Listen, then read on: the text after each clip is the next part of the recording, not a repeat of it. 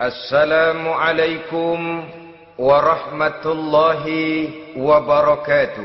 Waalaikumsalam warahmatullahi wabarakatuh. Bismillahirrahmanirrahim. Alhamdulillahi rabbil alamin. Wal aqibatu lil muttaqin. Wala udwana illa 'alal zalimin. والصلاة والسلام على أشرف الأنبياء والمرسلين سيدنا ومولانا محمد وعلى آله وأصحابه المجاهدين الطاهرين أما بعد. Saudara-saudara kaum muslimin rahimakumullah. Salah satu kelebihan makhluk bernama manusia, yaitu bahwa Allah subhanahu wa ta'ala menghiasi hidup manusia ini dengan syahwat atau yang lazimnya kita sebut sebagai hawa nafsu. Inilah tenaga yang merupakan daya dorong yang melahirkan dinamika dalam kehidupan manusia, yang menyebabkan terus-menerus terjadinya perkembangan dalam sejarah peradaban dan kehidupan manusia. Hawa nafsu bisa melambungkan seseorang kepada puncak kejayaan, dan hawa nafsu dapat menenggelamkan seseorang ke dasar jurang kehancuran yang paling dalam. Pada surah Ali Imran ayat 14, Allah subhanahu wa ta'ala berfirman, A'udzu billahi minasy syaithanir rajim. Zuyyina lin-nasi hubbus syahawati minan nisa'i wal banin wal qanatiril muqantarati minadh dhahabi wal fiddah wal khaylil musawwamati wal an'ami wal harth. Dzalika mata'ul hayatid dunya. Wallahu indahu husnul ma'ab. Mari kita perhatikan ayat ini lebih dekat lagi. Allah subhanahu wa ta'ala menjelaskan, Zuyyina linnasi hubbus syahawat. Makhluk manusia itu dihiasi dengan hawa nafsu. Dengan kata lain, hawa nafsu adalah perhiasan.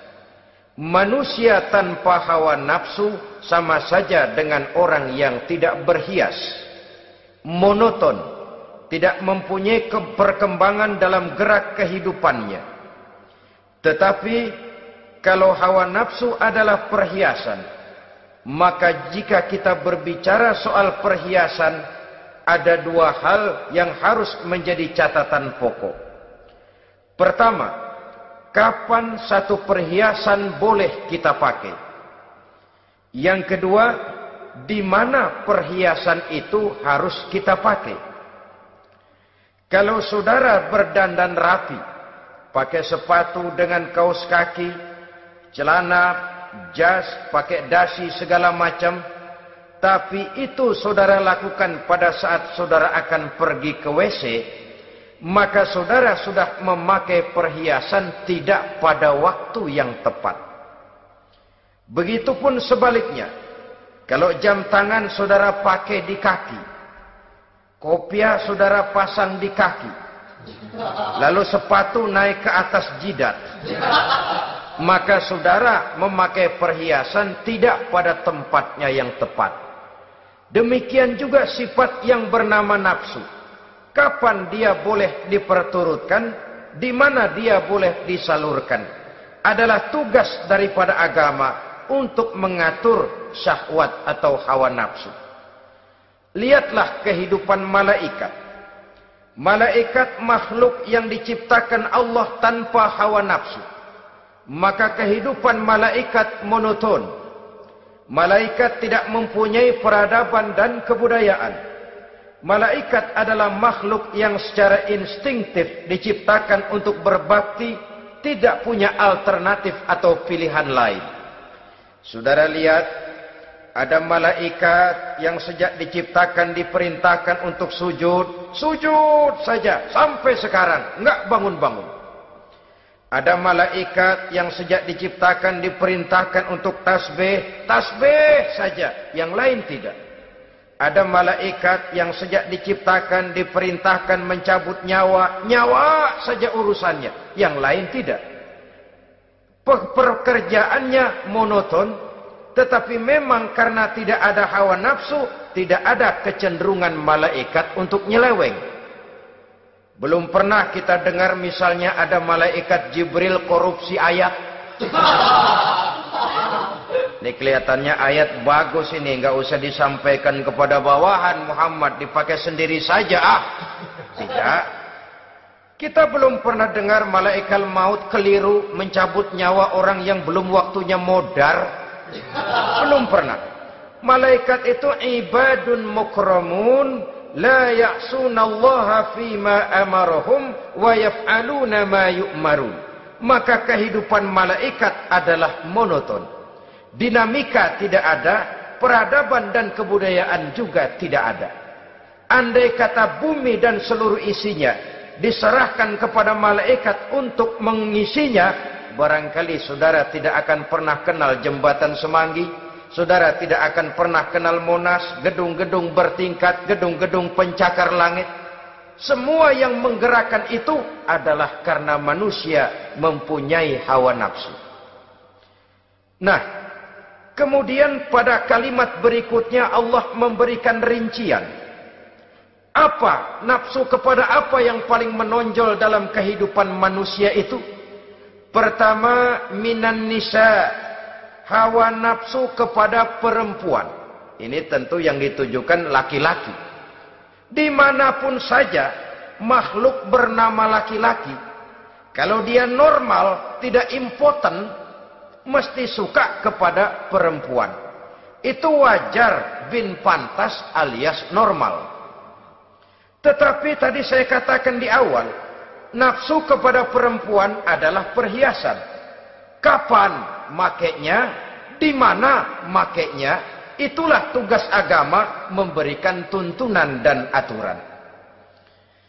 Saudara-saudara kaum muslimin rahimakumullah, nafsu kepada wanita dapat mengantarkan seseorang kepada puncak kejayaan, tapi nafsu kepada wanita bisa menenggelamkan seseorang ke jurang kehancuran.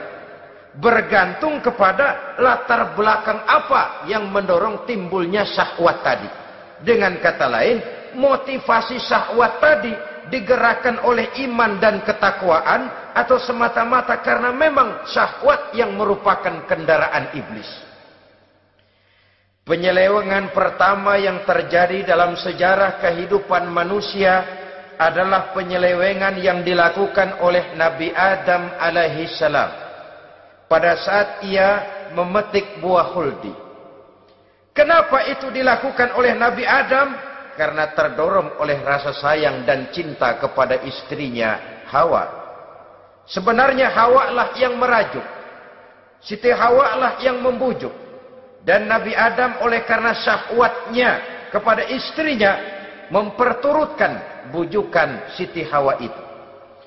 Peristiwa Nabi Adam ribuan tahun yang lalu akan terus relevan sampai ke zaman kita sekarang ini.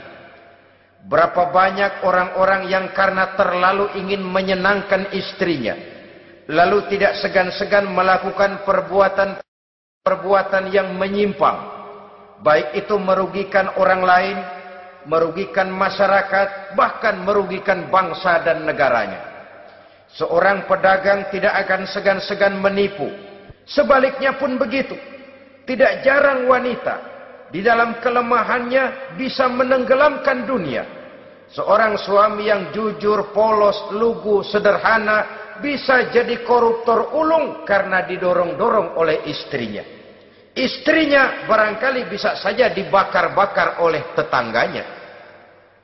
Suaminya jujur, sederhana, kepala bagian, tempatnya basah tapi melarat. Istri rupanya tidak sabar melihat gaya hidup yang makin konsumtif, persaingan yang makin tajam. Suaminya dikipas-kipasin. Kata istrinya, bang, tetangga sebelah kita lakinya pegawai kecil, bang, tapi gelangnya kayak pelek beca. Abang ini kepala bagian tidak bisa membelikan saya macam itu, percuma lah.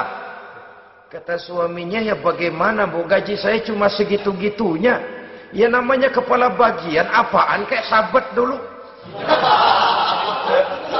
Kalau sudah berpikir ke arah ini, artinya sudah ngipasi suaminya untuk melakukan tindakan yang tidak wajar. Saudara-saudara kaum muslimin rahimakumullah, sejak zaman klasik sampai kepada zaman kita sekarang ini, kita melihat kecenderungan syahwat kepada wanita ini. Julius Kaisar yang katanya gagah perkasa, ternyata tunduk di bawah kaki Cleopatra. Napoleon Bonaparte, the Lion of Europe, singa daratan Eropa, luas kekuasaannya, gagah perkasa tentaranya, kepada siapa dia tunduk? Ke bawah kakinya Margaret Josephine. Demikianlah di zaman kita sekarang, kita melihat di Jepang, betapa Perdana Menteri Uno didesak mengundurkan diri dari jabatan Perdana Menterinya oleh karena terlibat skandal dengan geisha. Kita juga melihat di Amerika betapa Senator Gary Hart dari Partai Demokrat yang masih muda, jenius, diharapkan masa depan Amerika lahir dari tangannya, terpaksa mengundurkan diri dari calon presiden oleh karena terlibat skandal dengan Donna Rice. Kita juga menyaksikan betapa parlemen dan kabinet di Inggris sempat geger oleh karena skandal Pamela Bordes, pelacur kelas kakap yang melanglang buana mencari sasaran-sasaran kakap. Ini adalah kisah kejatuhan yang diakibatkan oleh hubbus syahawat minan nisa. Oleh karenanya benar jika Nabi kita menyatakan an-nisa'u imadul bilad, wanita adalah tiang negara. Jikalau baik wanita, baik negara. Jikalau rusak wanita, hancur negara. Kalau syahwat kepada wanita cuma semata-mata karena syahwat, maka seorang laki-laki akan memandang wanita cuma sekedar alat pemuas hawa nafsu. Nilainya rendah. Sedangkan agama kita mengajarkan ma akraman nisaa illa karimun wa ma ahanan nisaa illa laimun, kata Nabi. Tidak akan menghormati kaum wanita kecuali orang-orang yang terhormat, dan tidak akan merendahkan derajat kaum wanita kecuali memang orang-orang yang rendah moralnya.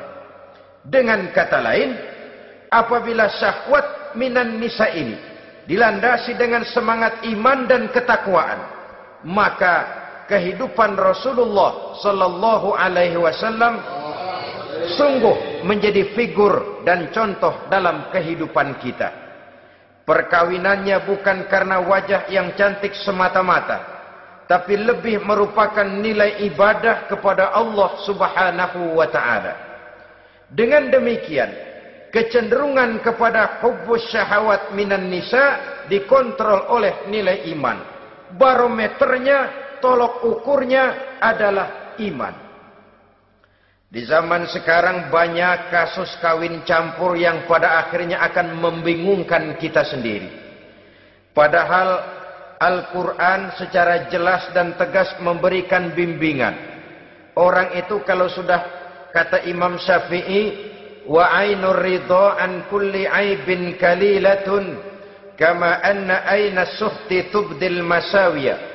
Mata kalau dibalut cinta dia buta terhadap nista, tapi mata kalau dibalut benci hanya melihat yang keji-keji saja. Biasanya cinta kepada wanita memang bisa menimbulkan dorongan yang positif, tapi juga bisa membuat seseorang buta sama sekali. Dorongan yang positif paling kurang dari segi penampilan. Coba lihat lelaki kalau lagi demen perempuan, lenjeh banget kan.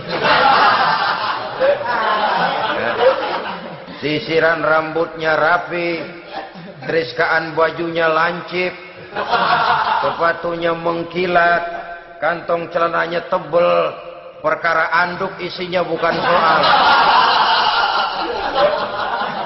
Yang penting kan gaya. Lalu dinamis, kreativitasnya ada saja timbul. Tapi pada sisi lain, jikalau orang sudah kehilangan pertimbangan, juga kadang-kadang tidak segan-segan mengorbankan akidah, mengorbankan nilai-nilai iman. Padahal ini taruhan utama, sampai Quran dengan tegas memberikan peringatan. Wala ammatun mu'minatun khairun min musyrikatin walau a'jabatkum. Perempuan budak yang hitam legam, kalau beriman, itu lebih baik untuk dinikahi daripada wanita cantik berkulit kuning langsat tapi musyrik. Lebih baik budak yang hitam legam beriman daripada wanita cantik berkulit kuning langsat berhati bangsat. Tapi kita kadang kehilangan pertimbangan. Karena agama, karena cinta agama digadaikan. Karena cinta akidah terjual. Karena cinta keyakinan jadi korban. Ini semua penyakit yang datang dari hubbus syahawat minan nisa. Kecenderungan mengumbar nafsu kepada perempuan. Ini memang perhiasan, tapi bisa juga jadi bumerang dalam kehidupan manusia. Berapa banyak penyelewengan terjadi karena pengaruh wanita yang tidak bisa jadi bisa. Ini pengaruh di dalam kehidupan memang sedemikian besarnya. Sehingga saudara-saudara kaum muslimin, inilah yang perlu dikendalikan dalam kehidupan, kapan dan di mana. Kalau nafsu adalah perhiasan, kapan dan di mana perhiasan itu harus kita pakai? Di mana dia harus kita tempatkan? Begitu juga yang menyangkut soal perempuan. Kapan? Ya kapan? Tentu kalau sudah nikah. Di mana? Yang jelas bukan di depan umum.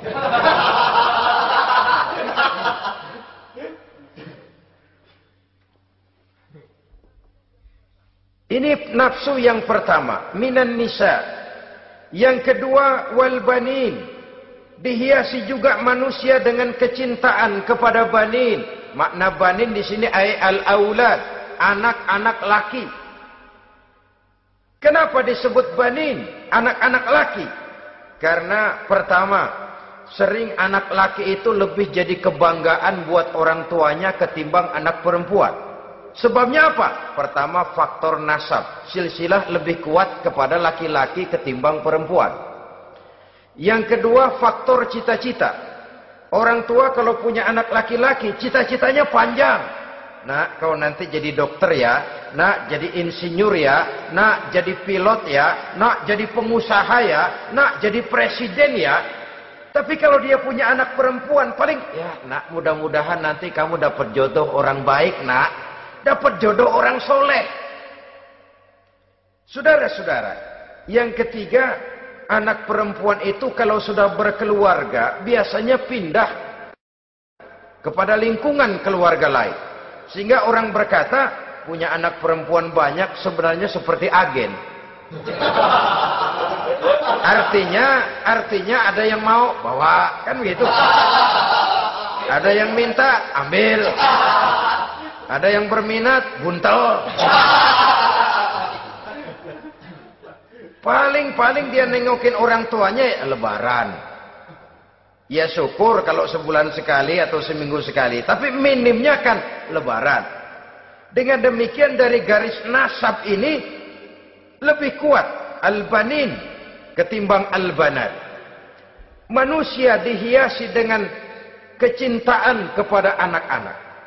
Sering karena terlalu cinta kepada anak, kita menjerumuskan anak. Terlalu sayang kepada anak, segala maunya kita perturutkan tanpa kendali dan kendala.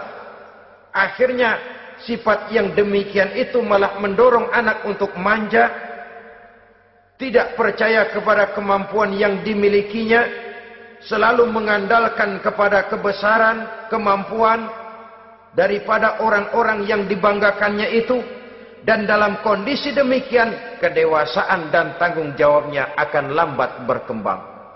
Maka Allah Subhanahu wa taala memperingatkan bahwa harta dan anak bisa menjadi fitnah. Dalam ayat lain Allah juga memperingatkan, ya ayyuhalladzina amanu la tulhikum amwalukum wa auladukum an dzikrillah. Wahai orang-orang yang beriman, jangan sampai hartamu dan anak-anakmu memalingkan kamu daripada mengingat Allah. Jangan sampai kesibukanmu kepada anak dan harta benda menyebabkan kamu sampai lupa mengingat Allah Subhanahu wa taala.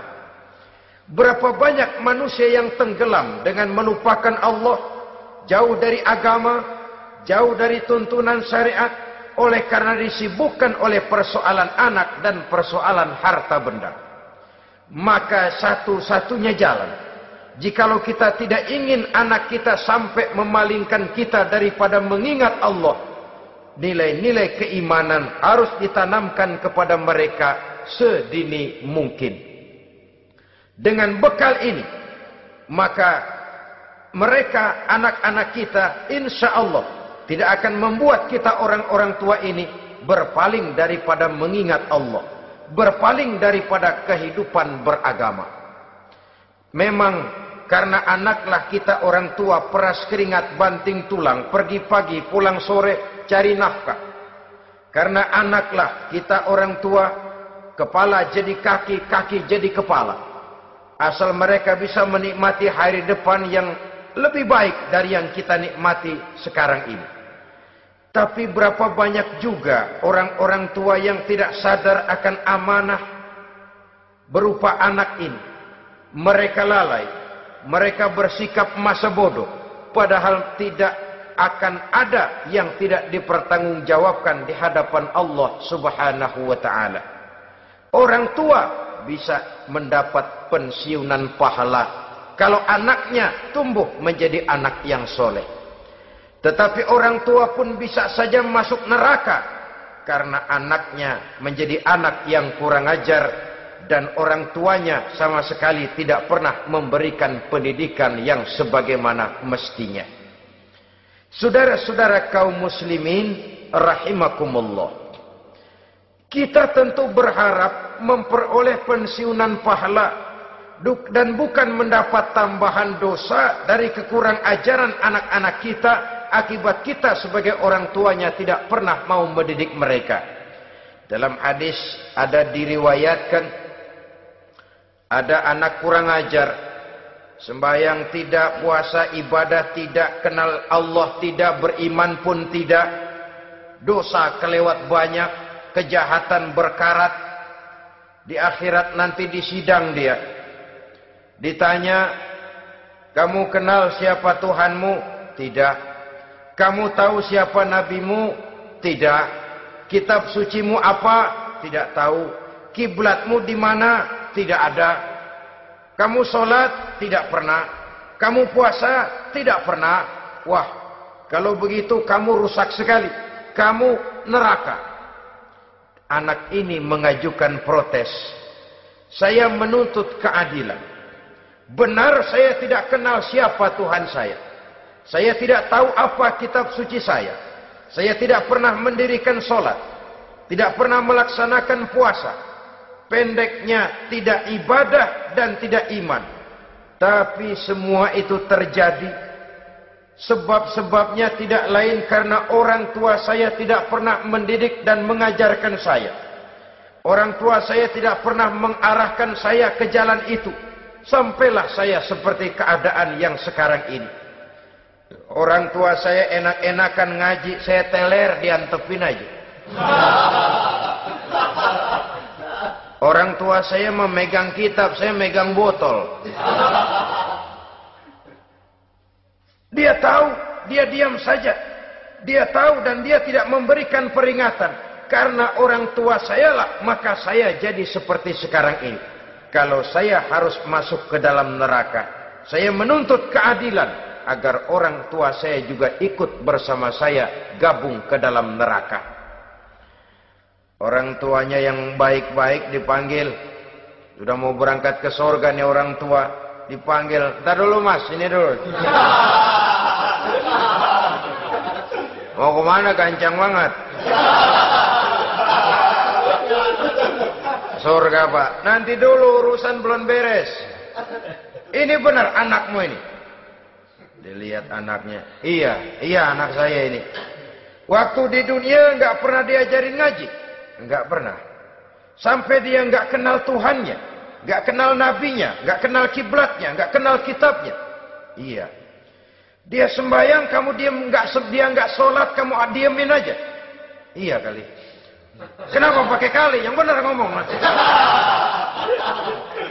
Ramadan dia nggak puasa, kamu nggak tegur, kamu diam saja. Iya. Wah, kamu nggak tanggung jawab. Kamu tahu anak itu adalah amanah. Menyia-nyiakan amanah adalah khianat. Khianat adalah dosa besar. Jadi bagaimana saya? Ya kamu gabung sama anakmu, join ke neraka berdua bareng. Lantaran kamu tidak mau mendidik mereka, anak-anakmu, maka jadilah anak-anakmu seperti sekarang ini. Saudara-saudara kaum muslimin rahimakumullah. Sebaliknya, jikalau anak-anak kita yang kita cintai ini, yang merupakan buah hati belahan jantung, tumbuh dan berkembang menjadi anak-anak yang soleh, yang bermanfaat bagi masyarakatnya, bagi agama, bangsa dan negaranya, kita orang tuanya bolehlah tentram menerima pensiun